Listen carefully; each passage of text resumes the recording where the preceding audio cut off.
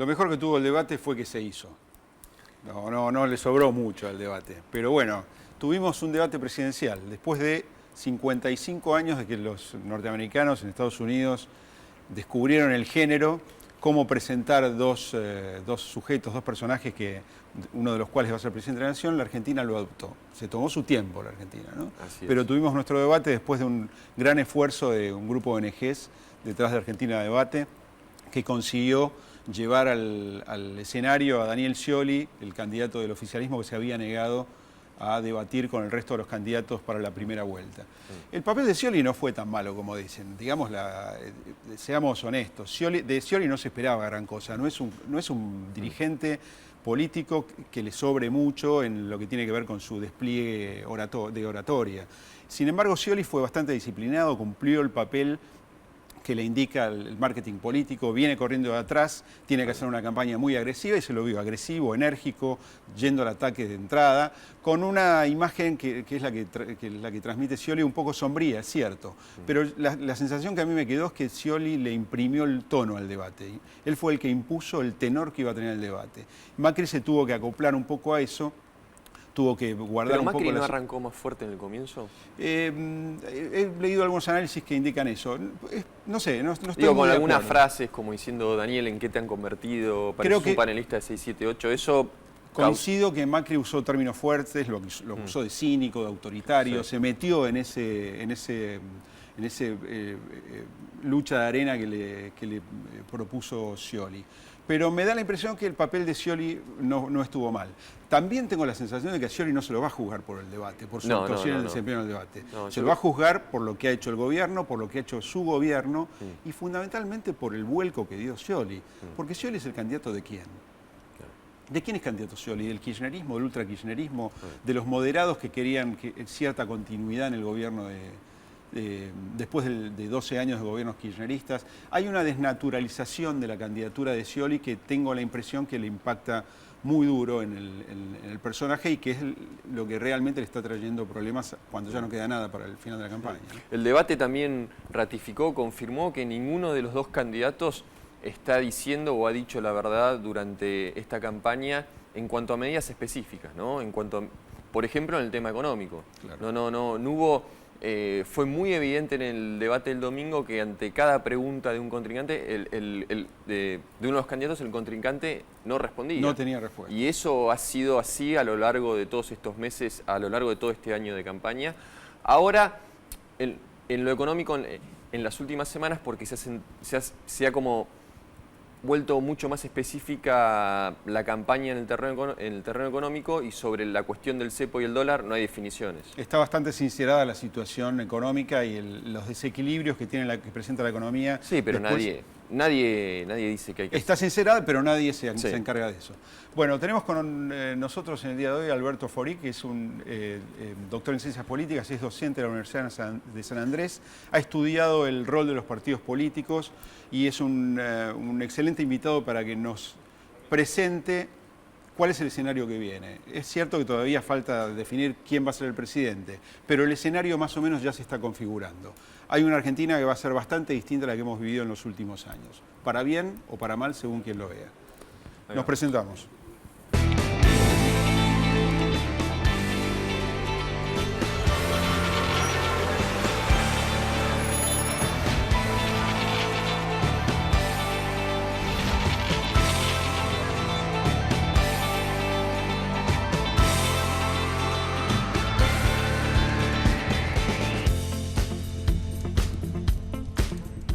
Divina Comedia con Alberto Fori. Gracias por haber venido. ¿Qué tal? ¿Cómo les va? Bien, lo más bien.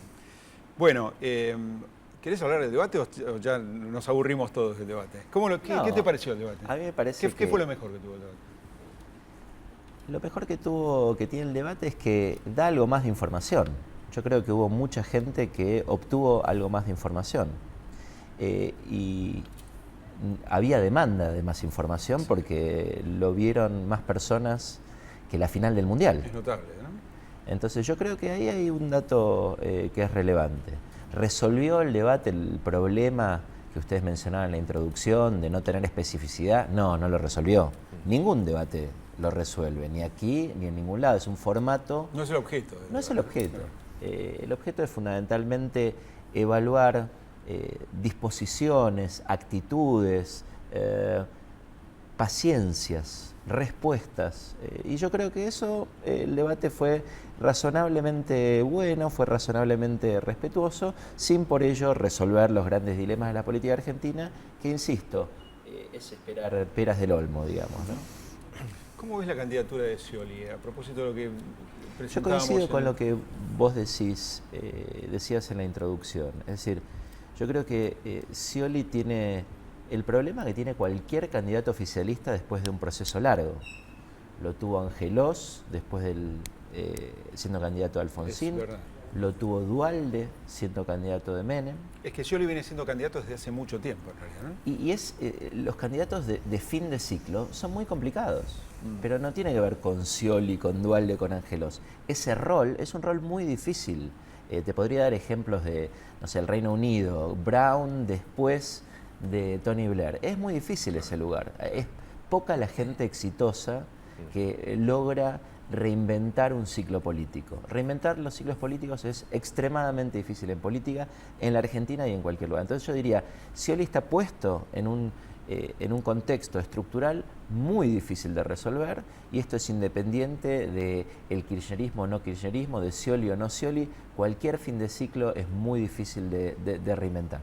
Lo curioso de Scioli es que completa una parábola extraña, porque él ha cimentado toda su carrera política creando un personaje conciliador, moderado, bien parado en el centro del espectro político, y termina en un lugar muy distinto. En un lugar casi radicalizado, ¿no? Sí. ¿Eso le puede dar resultado a un hombre? Es verdad que en la política el que tiene que cambiar, ¿no? Sin lugar a dudas. Yo creo que él ha hecho un aprendizaje y ha visto que lo que sirve para construir imagen, lo que sirve para construir instalación, cosa que él ha hecho de manera muy efectiva durante buena parte de su carrera política, tiene un techo. ¿Ese techo cuál es? Bueno, conquistar voluntades. Conquistar voluntades requiere más que los recursos comunicacionales para la instalación, que los recursos comunicacionales para un consenso amplio. Bueno, ahí se requiere avanzar en nichos del electorado específicos, en gente que busca respuesta a sus intereses, no a los intereses de la sociedad. Y eso requiere un dato mucho más concreto, una aplicación mucho más concreta, que llevan a un proceso inevitable de tener que jugarse. Claro. Creo que Scioli entró en esa etapa, que creo que no le resulta del todo cómoda, pero que la ha aprendido. Yo creo que ha hecho un buen esfuerzo y con algunos buenos resultados. Veremos si le alcanza para ganar la elección, eso y cuándo empezó ese proceso, ¿no? Pero yo creo que Scioli ha sido mejor que la campaña negativa, es decir, él como candidato asimiló mejor el proceso de cambio que debía impulsar como candidato, que la campaña negativa, que llegó tarde y que fue poco flexible, ¿no? Y que creo que esa sí no va a tener un gran impacto en cambiar voluntades de electores. ¿Cuánto pensás que se juega el próximo gobierno en los primeros 6 meses, dadas las correcciones que se están anunciando? Sobre la economía, ¿no? Me refiero. Dos cosas. La primera, creo es que esta transición económica es la menos compleja que ha tenido la Argentina respecto de los fines de ciclo previos. A ver, eso es interesante. La Argentina, cuando cambió del ciclo alfonsinista al menemismo, estaba en hiperinflación. Y era un escenario realmente muy complejo con, no me acuerdo los números, mil y pico % de... El país en llamas del que hablaba Menem, El país ¿no? en llamas, que era literalmente un país en llamas, con saqueos. Y la que recibió Alfonsín también, de La la que dictadura. recibió Alfonsín fue desastrosa. Catastrófica. Crisis de la deuda. Ahora se habla del déficit fiscal. La dictadura dejó 9 puntos de déficit fiscal. Eso es lo que recibió Alfonsín, y precios... Una derrota bélica dejó, nada menos. Una derrota bélica y precios internacionales absolutamente deprimidos. Por lo tanto, la de Alfonsín fue una transición enormemente difícil en términos económicos. La de Menem fue una transición enormemente difícil. La de la Rúa fue una transición... Pensemos, el escenario de salida de la convertibilidad era básicamente un escenario que estaba destinado a producir o más temprano o más tarde una catástrofe, y la catástrofe se produjo 2 años después. Por lo tanto, comparando estos grandes momentos históricos de la Argentina, esta transición tiene, por supuesto, muchas dificultades. No estoy intentando menoscabar los problemas que hay por delante, creo que hay problemas muy serios por delante, entre ellos las reservas.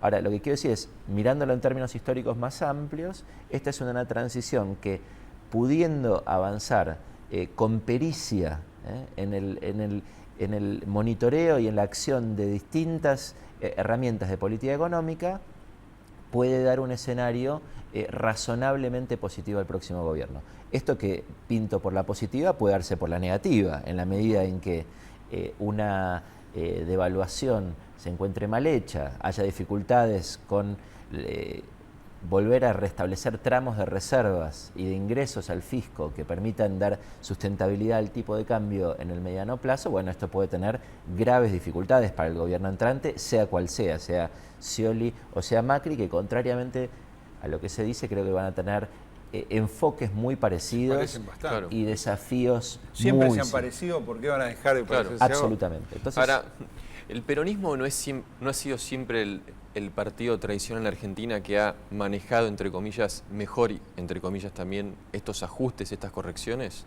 Sí, si uno mira, hay momentos, ¿no? El ajuste de 1951 y 52 a Perón le costó mucho en términos políticos y fue muy, digamos, generó muchas dificultades en los apoyos de Perón en los años 50. Si uno mira, importante. por supuesto. Si uno mira en la primera transición de Menem con el grupo Bunge y Born, fue un año prácticamente. Menem asume en julio de 1989 y la convertibilidad... En abril del 91. Exactamente. Eso es muchísimo tiempo donde ahí el ajuste no funcionó, no funcionó calibradamente. Pasó Rapanelli, pasó Herman González.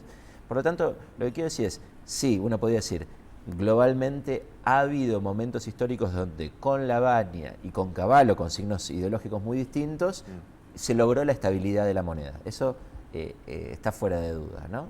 Después otra discusión son las consecuencias que tuvieron esos procesos. Pero eso fue un camino, desde mi punto de vista, no tan lineal. Fue más errático que cuando uno mira en detalle. Ha habido casos en donde el peronismo ha tenido dificultades en encontrar el calibre adecuado para abordar la situación económica. Y yo creo que eso puede perfectamente ocurrir en esta transición, que es menos, insisto, menos compleja que otras, pero que no está exenta de muchas dificultades, ¿no?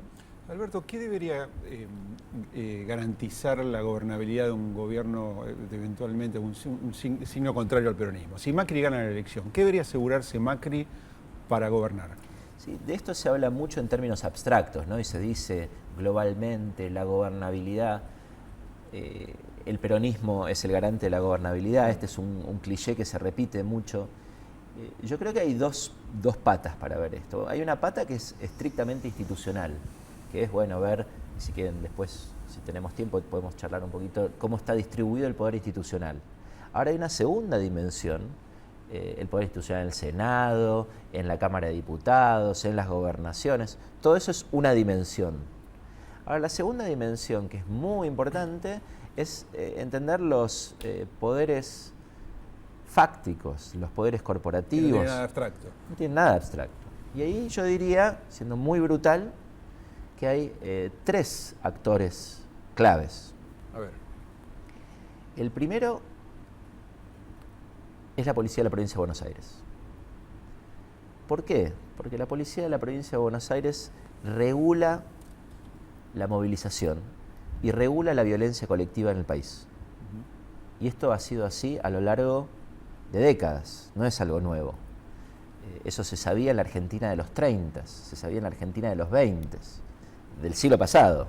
Entonces, del orden conservador. Exactamente. Ahí hay, tanto la República Radical, como se la llama, como el orden conservador, tenía muy claro que ahí había un garante de gobernabilidad. Este es un primer factor. Segundo factor de gobernabilidad clave de la Argentina es el conurbano bonaerense. Es decir, no ha habido episodios de desestabilización política significativa que no comenzasen por el conurbano bonaerense. Y ahí lo que vemos es que hay una renovación. Se ha hablado en estos días de que el PRO pudo ganar algunas intendencias, y eso sin duda es así, por supuesto. Ahora, yo diría que hay un fenómeno más complejo que ese en el conurbano, y menos optimista desde mi punto de vista, que es que la gente se pone vieja y hay un recambio demográfico de liderazgo en el conurbano. Ese recambio demográfico comenzó el turno pasado con 3 o 4 intendentes de la vieja guardia, los famosos varones, sí, que por viejos fueron derrotados. Y esto ocurrió en esta elección, donde por viejos fueron derrotados muchas personas que llevaban 20, 25 años en el poder y que hay ya un desgaste físico, diría yo, ¿no? Y eso ocurrió tanto con el PRO como con el Frente para la Victoria, que ganó 3 o 4 intendencias de la mano de viejos varones. Por lo tanto, ese es el segundo núcleo. Y el tercer núcleo son los sindicatos, y en particular el sindicato docente, porque el sindicato docente produce otro impacto muy significativo en términos de las clases y todos los problemas que pueden generar, sobre todo para un gobierno nuevo, que asume en diciembre y que en marzo tiene que dar una señal de que las clases comienzan. Macri tuvo una experiencia en la Ciudad de Buenos Aires de manejo con sindicatos docentes complicados. Exactamente, y yo creo que eso obtuvo un razonable aprobado en términos de... Ahora, los sindicatos en la ciudad no son equivalentes a los sindicatos en la provincia de Buenos Aires. Ahí hay una atomización de los sindicatos docentes muy significativa entre distintos grupos, con intereses políticos muy cruzados. Por lo tanto, yo creo que allí tenemos que esperar en esas 3 claves: la relación con la policía de la provincia de Buenos Aires, la relación con los intendentes en el conurbano y la relación con los sindicatos en general, y en particular con los sindicatos docentes, el segundo reaseguro de la gobernabilidad del país. No tenemos más tiempo. Gracias por haber venido. Gracias a ustedes. Muchas gracias. Pausa.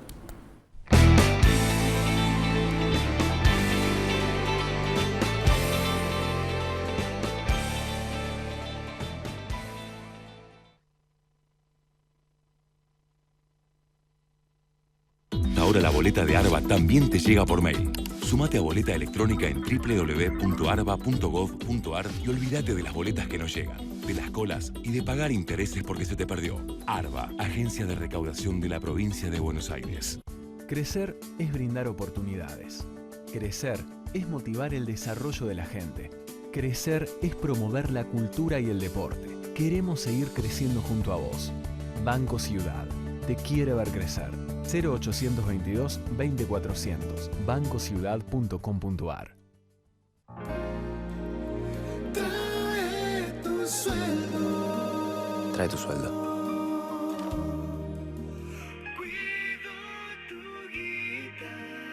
Cuido tu guita.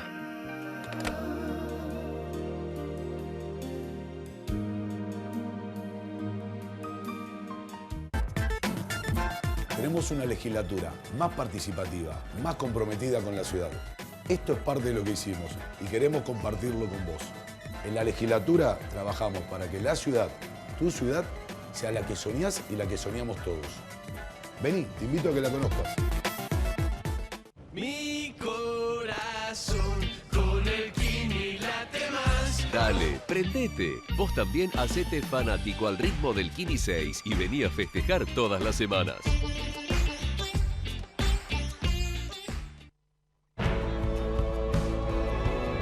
Fortalecimos el sistema municipal de salud para brindar un servicio completo y de calidad para todos los vecinos de San Martín. Realizamos obras de ampliación y refacción en el Hospital Thompson con una nueva guardia, 6 quirófanos, servicios de neonatología, salas de parto, todo de última generación. Ahora más vecinos se atienden en los hospitales y centros de salud de nuestra ciudad. Sigamos cambiando San Martín, nuestro lugar.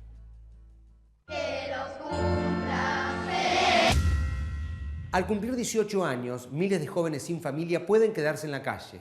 Sumate a Doncel y ayudarlos a tener un futuro, porque crecer no tiene que ser una amenaza. Hay algo que con los años me quedó claro. Para llegar lejos necesitas la tranquilidad de tener todo asegurado y yo activo esa tranquilidad con Provincia Seguros. Hacé como Marcelo y confía en Provincia Seguros. Provincia Seguros, una empresa del Grupo Provincia. Red Social Wokra.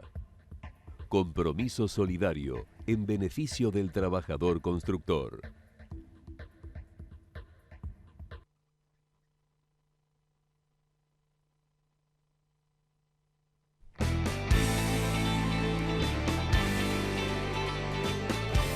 Divina Comedia, segundo bloque. Ignacio Liberador. ¿Todo bien? Bien, ¿vos? Todo bien. Nacho, el gobierno se estuvo preparando desde hace meses, casi que desde que asumió Kicillof, diría, en dejar las cosas en condiciones para la transición, en llegar de alguna forma al 10 de diciembre. Sí, Cumplió finalmente, ¿no? Está llegando, llega. Sí. Llega con una economía más ellos. o menos ordenada. Llegan ellos, a ver. Sí. El tema es en qué condiciones dejan ¿Cómo llegamos todo nosotros para el acá? próximo. Sí. Ahora se le está complicando mucho el frente cambiario. Lo que parecía que iba a ser una transición relativamente ordenada, que no iba a presentar demasiadas dificultades, no parece serlo tanto en estos días. Y el central empieza como a dar señales de que las reservas se están acabando, porque resuelve ajustar el cepo a niveles ridículos, como por ejemplo este lunes les dijo a las importadores que solo tenían que empezar a avisar todas las compras superiores a $50.000, lo cual eso se sabe lo que son $50.000 para importadores que mueven millones de dólares, digamos. Virtualmente cierran las importaciones. Claro, prácticamente tienden a cero. Eso en los buenos momentos tenía que ser de $500.000. O sea, Claro. Eso se fue reduciendo a lo largo del cepo cambiario. La décima parte. Sí. Y hoy es de 50.000, nada, prácticamente cero. Y el otro tema es que en el mercado están esperando ahora que de nuevo se vea obligado a ajustar las tasas de interés de las letras de las LEVAC, por lo menos para los vencimientos más largos y por ahí con algún ajuste leve, para frenar, para absorber más pesos y frenar la corrida cambiaria. Ya lo hizo la semana pasada por 300 puntos básicos, 3 puntos porcentuales, y con eso dejó las tasas de las LEVAC entre los 29% y 31%. Ahora se vería obligado a tocar las letras de mayor plazo, que son las que no impactan directamente sobre los préstamos y los plazos fijos. Obviamente lo que están esperando los banqueros es que lo haga porque hay mucha disponibilidad de pesos en el mercado y cada vez le cuesta más al central absorber estos excesos de liquidez. Es decir, la obsesión del gobierno es el dólar, entonces, ¿no? Es la única política que está teniendo el central en este momento. Sí, es el control. y lo preocupante es que con esto da señales de que se agotan las reservas y que así como antes la discusión ya había pasado de, bueno, todos consideraban que la devaluación era necesaria y en realidad ahora estaba en las formas, ahora ni siquiera está en las formas porque sin reservas no se puede hacer un ajuste gradual del tipo de cambio. O sea, vos necesitas hacer un shock. Porque para hacer un ajuste gradual vos tenés que ir defendiendo siempre el tipo de cambio, vendiendo dólares y perdiendo. ¿Estás anticipando entonces que el próximo gobierno no puede optar por el gradualismo? Tiene que hacer... Sea quien sea, va a tener que hacer un shock porque no tiene las reservas como para ir defendiendo el tipo de cambio. Salvo que, bueno, esos 20.000 millones de dólares que dice Scioli que va a conseguir llegan antes de marzo, como está diciendo que los va a tener. A marzo no se llega, digamos, necesitaría esos 20.000 millones de dólares o un poco menos en diciembre. Esos pesos sobrantes que mencionás que hay en el circuito financiero podrían ser peligrosos, entre comillas, a la hora de hacer este ajuste, ¿no? Sí, totalmente. Sí, esa es otra de las cosas, de las advertencias que están haciendo, incluso dentro del equipo de Cambiemos, porque... Sí.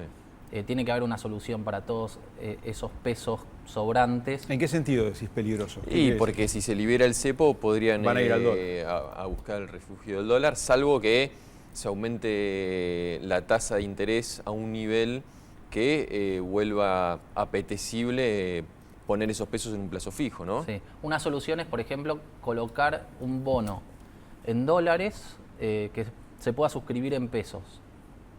Eso es como un sustituto del dólar, o sea, todos se verían tentados a suscribir ese bono porque, bueno, es un título que le permitiría acceder a dólares en el futuro y un plazo fijo, permitiría al Banco Central absorber esos pesos. Ahora, pero este gobierno ya no tiene margen para hacer una emisión de bonos. No, este no, el próximo. El otro tema, bueno, que también lo que se está discutiendo ahora es el traslado a precios. O sea, ya... se descuenta devaluación, se descuenta que va a tener que hacer prácticamente abrupta y el tema es cuánto de todo esto se va a trasladar a los precios. Y hay todo un debate en los dos equipos sobre cuánto de la economía ya está seteada al tipo de cambio informal y cuánto está al tipo de cambio oficial. Eso es economía real, ¿no? Del bolsillo de la gente, ¿no?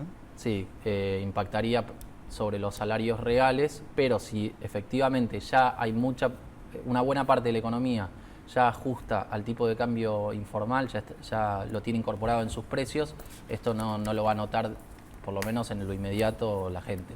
Gracias, Nacho. Gracias a ustedes. Cerramos con anatomía en un instante.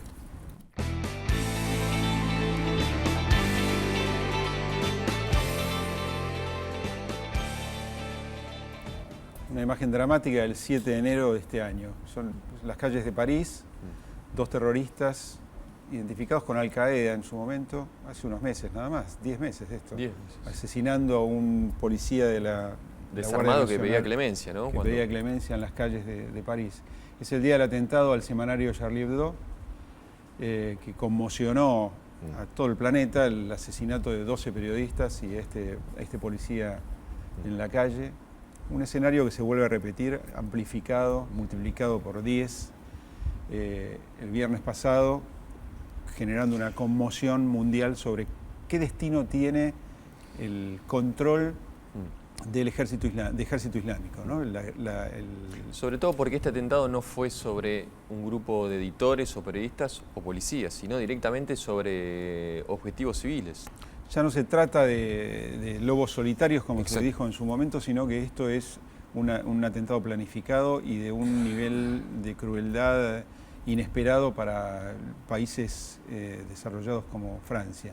El dilema que se presenta en este momento es el que se presentó en otras ocasiones en Medio Oriente. ¿Qué van a hacer las potencias occidentales en el terreno? Un lugar que está infestado de fuerzas como Peshmerga kurdos, chiitas, iraquíes, disputando un territorio tomado por esta organización terrorista cuya aspiración es convertir un Estado. Nos vemos la semana que viene.